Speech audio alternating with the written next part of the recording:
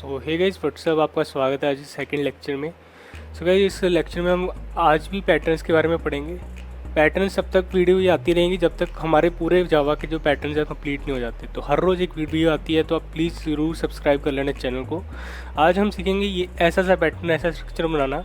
इसको बनाने के लिए हमें क्या क्या चीज़ों की रिक्वायरमेंट सबसे पहले मैं ब्लैक बोर्ड में बताऊँगा, उसके बाद हम प्रैक्टिकली करके देखेंगे।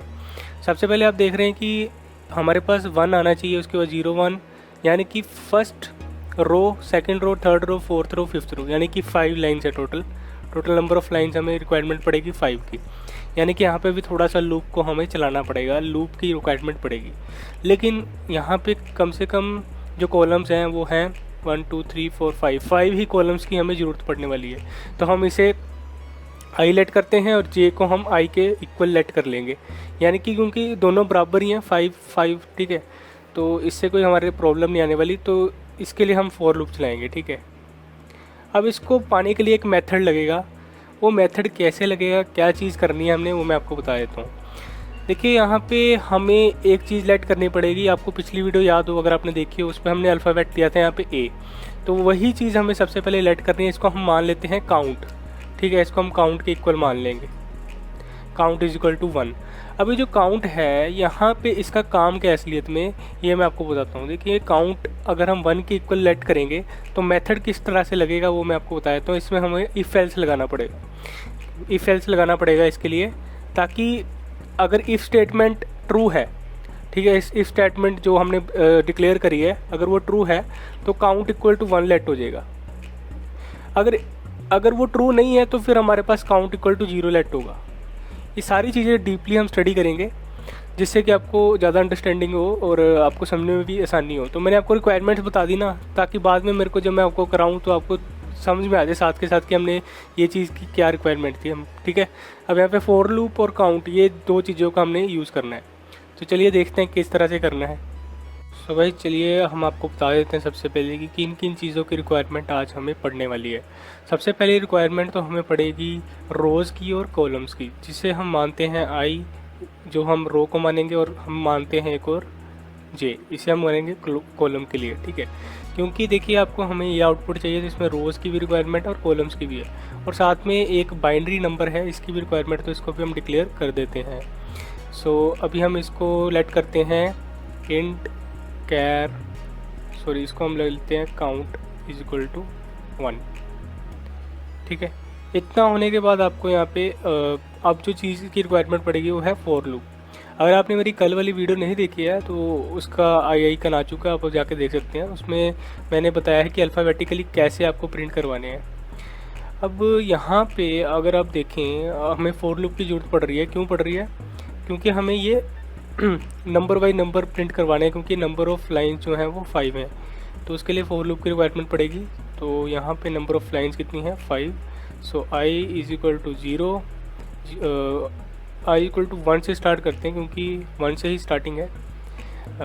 And I is greater than less than equal to, अब इसको हम मानते हैं 5 तक, ठीक है, क्योंकि हमें 5 तक ही चाहिए। और इसे हम कर देते हैं आई प्लस प्लस, इसके अंदर लूप। इतना होने के बाद हमारा रोज़ वाला काम तो फिनिश होगा, क्योंकि आई को हमने रो माना था, नंबर ऑफ़ रोज़। अब हम कॉलम पे आते हैं। कॉलम के लिए हमें करना क्या होगा, उसके लिए भी same as it is loop चलाना पड़ेगा, same J is equal to, इसके लिए भी जे इज इक्वल टू हमें 1 लेट कर रहे हैं। अब जे इज़ लेस देन और इक्वल टू आई। क्यों हमने ऐसा किया? क्योंकि जितनी रिक्वायरमेंट हमें अभी है उतनी ही रिक्वायरमेंट हमें जे में भी है, यानी कि जितनी नंबर ऑफ़ लाइंस की हमें रिक्वायरमेंट उतनी नंबर ऑफ़ कॉलम्स की भी हमें रिक्वायरमेंट है। तो कॉलम्स इज इक्वल टू आई कर दिया तो इसमें कोई गलत बात नहीं है। अब यहाँ पे हम जे प्लस प्लस करते हैं, इसके अंदर भी हम इसे क्लोज करके रख देते हैं। अब आपने एक बात नोटिस की होगी, जो भी कॉलम के अंदर मेथड आता है वो आउटपुट के लिए आता है, ठीक है। ये बात हमने हमेशा ध्यान में रखनी है। जो भी यहाँ पे हम कॉलम के लिए पैटर्न, जब भी हम पैटर्न स्टडी करेंगे तब कॉलम के अंदर जो भी चीज़ आएगी वो आउटपुट के लिए आएगी। लेकिन अभी हमें इस मेथड के अंदर ही, ये वाले मेथड के अंदर जो कि अभी रोज़ वाला मेथड है, एक मेथड लगाना पड़ेगा, ठीक है। इफ़ मेथड में हम इफ़ एल्स यूज़ करेंगे, जैसा कि मैंने आपको पहले शुरुआत में बता दिया था। इफ़ आई मॉडुलस 2 इक्वल 0 हो, यानी कि आई, अगर कोई आई 2 है, ठीक है, तो उसका रिमाइंडर तो एब्सोल्युटली 0 ही होगा। तो फिर क्या होना चाहिए, तो हमारे पास count is equal to 1 print हो जाना चाहिए, ठीक है। इतना होने के बाद अब हमें एल्स स्टेटमेंट भी लगानी पड़ती है। जब भी हम ऐसे करें तो हमें एल्स की जरूरत पड़ती है। अगर ऐसा ना हो, अगर आई अगर हमारे पास 1 है और वो उसका रिमाइंडर 0 नहीं आएगा, ये तो इम्पॉसिबल है। तो उसके लिए हमें क्या करना पड़ेगा, यहाँ पे अगर आई इक्वल टू 3 है तो उसका रिमाइंडर 0 नहीं आएगा। अब इसके लिए हमें यहाँ पे काउंट लगाना पड़ेगा इक्वल टू 0, इससे हम 0 लेट करेंगे। चलिए, इतना होने के बाद हमारे पास इतना तो श्योरिटी हो जाता है कि ये जो सारी चीज़ें हैं कहीं ना कहीं किसी ना किसी से लिंक हो रही हैं। अब इसको आउटपुट में कैसे लिंक करना है वो मैं आपको बताता हूँ। अब आपको इतना बात तो समझ में आ ही गया होगा, ये तो नॉर्मल था, जो हमें चीज़ रिक्वायरमेंट थी हमने वो पूरी फुलफ़िल की।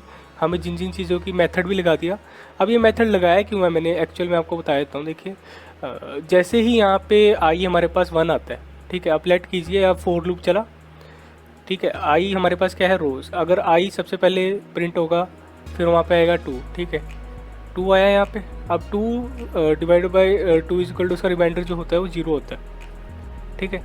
अब 0 हुआ तो काउंट हमारे पास 1 गया। कहाँ पे गया, ये जाएगा इसके अंदर, इस लूप के अंदर, जो कि है कॉलम वाला। तो इसके लिए हमें सिस्टम आउटपुट सेट कर देते हैं, system dot out dot format.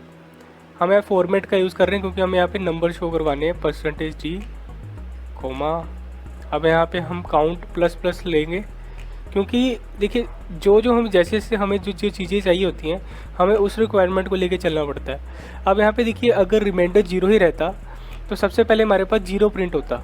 वो नहीं चाहते हैं, हम चाहते हैं कि 1 प्रिंट हो। इस करके मैंने यहाँ पे काउंट प्लस प्लस लगाया, जिससे कि यहाँ पे अगर काउंट 1 है, ठीक है, अगर यहाँ पे बाई चांस यहाँ पे 0 है, ठीक है, ये नॉट इक्वल टू 0 है, ठीक है। अगर आई हमारे पास 3 होता तो नॉट इक्वल टू 0 है ना, तो हमारे पास ये प्रिंट हो जाता। तो उसको हमने 1 बनाने के लिए काउंट प्लस प्लस लगा दिया, इससे हमारी बहुत ज़्यादा हेल्प हो जाती है, ठीक है। अब हम आगे क्या करने वाले हैं, आगे हमें काउंट प्लस प्लस लगा दिया, अब हमें आगे यहाँ पे इससे भी डिवाइड करना है 2 से, ठीक है। ये सारी चीज़ें इंटरलिंक है एक दूसरे से।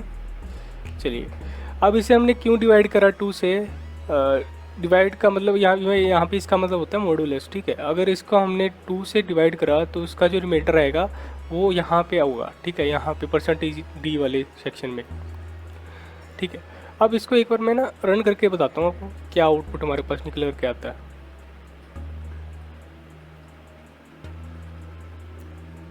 देखिए, कुछ इस प्रकार का आउटपुट हमारे पास अभी आ रहा है। ये बिल्कुल ठीक आउटपुट आ रहा है, लेकिन हमने यहाँ पे डिफाइन नहीं करा ना।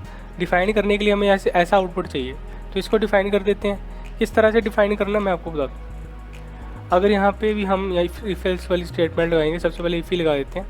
If I is equal to J, यानी कि अगर हमारे पास आई यहाँ पे 2 है और उसका रिमाइंडर 0 आ गया, अब काउंट का क्या होगा, 1 हो गया।